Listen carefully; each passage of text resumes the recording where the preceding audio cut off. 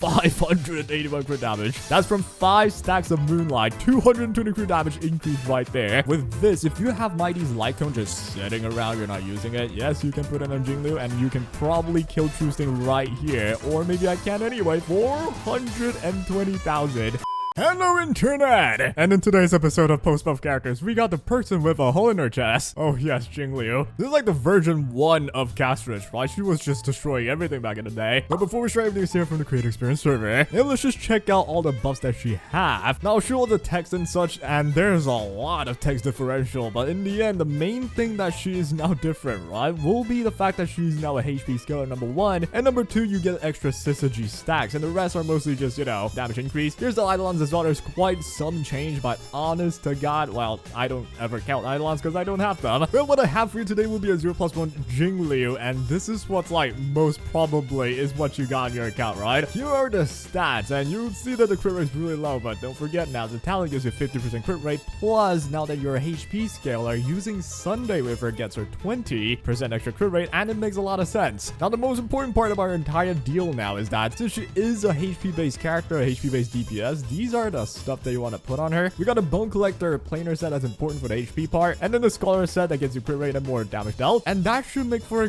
good HP scaling Jingliu. Now, are there anything weird about this? Well, first thing that I kind of noticed is that she still has insanely high base attack for a HP scaler. It kind of doesn't make sense, and quite the low base HP. For context, she has higher attack than phainon, which phainon is an attack-based DPS, so actually not higher, but it's about the same. It's like 10 hit points of attack differential. So yeah, getting HP on Jingliu won't be the easiest part. Another point of interest will be her light cone. Now we are using her own, but actually the thing is you don't even want to use her own light cone. The best one for her will be Mighty's one that gets you more HP, and if you can get rid of 500 HP consumption by using this light cone every time it triggers, you will gain the most value, and this is actually better than her own light cone, right, by about 7% in terms of damage output. So you really want to put this on if you have it. However, there is one criteria. If you want to use Mighty's light cone, you want to have 8,334 HP on Jingliu, which is pretty easy if you put on Mighty's light cone, because it also gives you more HP, and that will be the best setup. However, not a lot of people just got Mighty stuff sitting along for Jingliu, right, which is what we're going to showcase. Just her own light cone, which is still good. It's like the second best one for her, right? And we'll be showcasing her with her new best team here, and unfortunately there's like no suitable boss for her. Gosh dang it. Well, I suppose the best one would be like what we've got this week. Is against the bug. I guess we'll test it, and voila, this will be the best setup for her. She's now a HP scaler, so yeah, we got just the same 3 supports for HP based DPS. Now this is immediately good and bad at the same time, right? It's great because, well, if you have these characters, your account's just gonna get better and better. You got more options, right? It's also kind of bad because, well, I would prefer more variety. We already buffed Blade, and he's now like the max HP guy. We also got like stuff like Castrich and such. I personally would prefer Jingliu to be a person that was just, you know, similar to before. We can still use the same relics and such, and instead of just change her to a HP based DPS, we could change her to like, you know, mechanically something. I don't know what it would be, but I'm too dumb to figure that out. But all I'm gonna do is showcase how she's working right now. So here comes the highest. We're gonna get rid of some HP off of Jingliu because of Hyacinth's light cone. That is gonna be actually really good for someone like Jingliu because of the first buff effect that I think is pretty big. It's this one right here. Whenever allied targets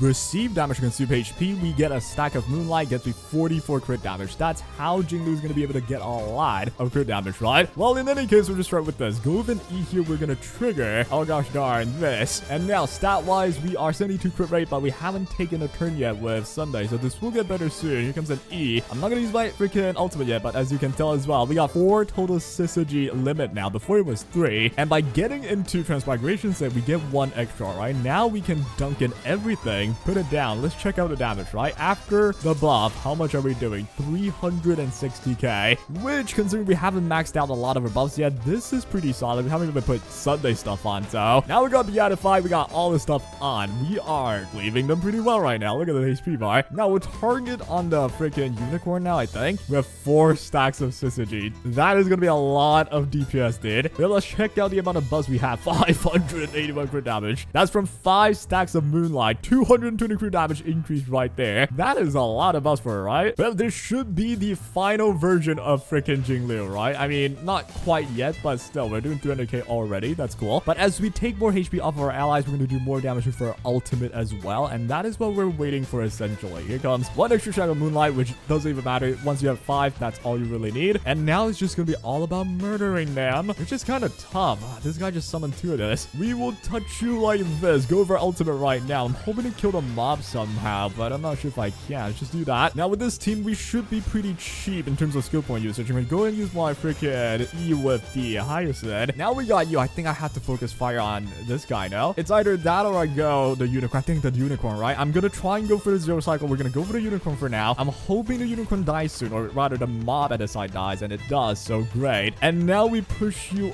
up. We get the ultimate with Jingliu. We have Crescent Transmigration, total ally HP loss 7 instances. But yeah, with all those buffs intact, I think this will be where we do the most damage, right? Now to maximize this, first of all, because we have someone like Sunday on the team, we get our ult again. By doing our ult, we get 1 extra stack of synergy. Does that mean we're just permanently in this mode? Wait. Alright, how do we do this? I think it's smarter for me to target down the unicorn. Here comes the ultimate. This needs to do like really good damage. 400k on 2 enemies. That is very solid. But can we kill from here? I don't know, guys. I have to target a unicorn. That thing does not have friggin' ice weakness. This is the best chance for me to do it. I'm gonna go for an E right here, and I'm hoping it kills both, and it does. Yo, the zero cycle right there. Okay. Considering it wasn't fully ice weak, that was pretty awesome. And yo, look at this. The technique from Jingliu, we freeze them. Yo, that's kind of funny. But yeah, we still have 4 stacks of synergy. I feel like this is pretty much a new way you want to use Jingliu. Instead of needing to like warm her engines up again by, you know, getting out of transmigration state, putting her on again, you just want to keep her in this state and never let go. Don't do whatever the Titanic story told you to do. Do not let go, okay? Speaking of Titanic, like, I saw a post about how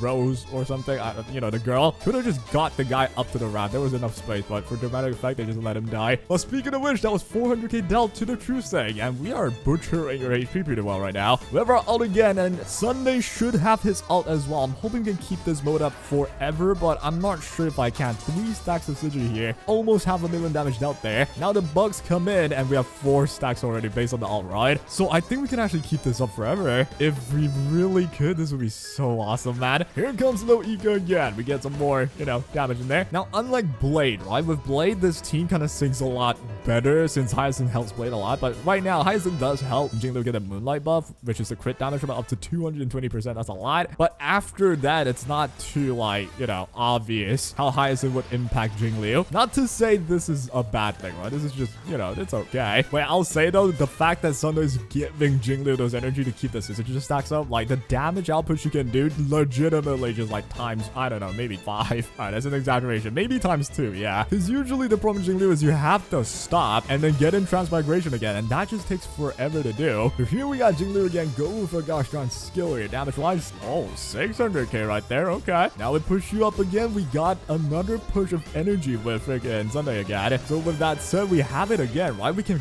permanently put you in synergy. Now I'm pretty sure if you have Sunday on your squad, you can't do this. Like, that's 1 turn of synergy gone, and then we get it back with the ultimate again. That kills the true stag. This is still a 0 cycle. We finished the first phase without taking a singular cycle there. Not too shabby at all. This is awesome. Now then, we are hoping to finish it in this cycle, but I doubt it. Problem will probably start arising soon. I'm gonna use my little eco right here just so we can be more efficient with the energy. Alright, now it's time for them to attack us. I'm gonna use friggin' Trippy because I think we don't even need to, you know, because I think we can finish them soon. I'm gonna use an E since we got too much skill points in this team. Alright, we need the bugs to die, and we need Jingliu to take turns sooner. That is why you want some speed on. Like, there's 2 ways to build Jingliu, or just Blade in general. Right? You want either hyper speed buffer or just Jingliu with higher speed than your buffer so she can get the double turn. The ideal speed threshold you want to hit is like 142 on Jingliu, 141 on Sunday, and have a dance tribute. That way you can like maximize the most amount of ults with Jingliu in a turn, at least to a realistic amount. But well, for most casual players, it's not that easy, so yeah, I opted for this. Right now, my Sunday's like 136, and then my Jingliu's like 138. Can we finish it in this cycle? 41% freaking true staying. He's got a lot of debuffs, and how much is my stats?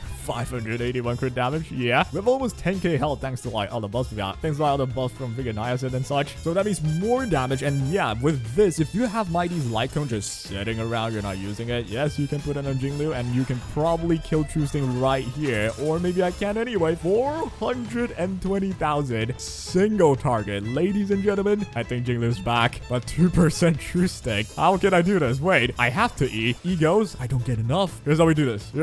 We gotta E with you. We gotta get enough for the... Oh, we don't. Wait, low Ika goes. Enough. Or you just kill it. Okay. I was about to be so epic because we could use the ultimate and then kill it. And then we trigger Trippy and then Trippy gets the ultimate. Dude, it was gonna be so sick, man. Or just get destroyed by that little unicorn teddy bear. That was MOC 12. That was kind of impressive. No, this wasn't even like Ice weak. So I think Jingliu is actually very goated now. Well, given you're using the goated freaking DPSs, so it's not exactly fair. But hey, this is like a run-of-the-mill Jingliu that you can get for sure, right? And here are all of these stats. These are pretty logical stats I think a lot of players could have on their Jingliu, with their only issue, right? This is where we talk about the problems that I see. The issue with this is that you have to redo the relics on Jingliu. You have to, because she scales off HP now very well, and she doesn't have a lot of HP in the first place, which just means if you give her something like a HP on your clothes, I mean body, it's really needed for her because she doesn't have a lot of HP in the first place. And if anything, she has way too much crit damage from all her talents and such, right? Here's the Sunday, which is slightly slower than a Jingliu. You want that to happen so you can get double the turns. And if you hear air blow in the background, it's because there's air blow in the background. Here in the God Doggos family, we do not believe in privacy. Well, I'm exaggerating. I'm just mostly joking.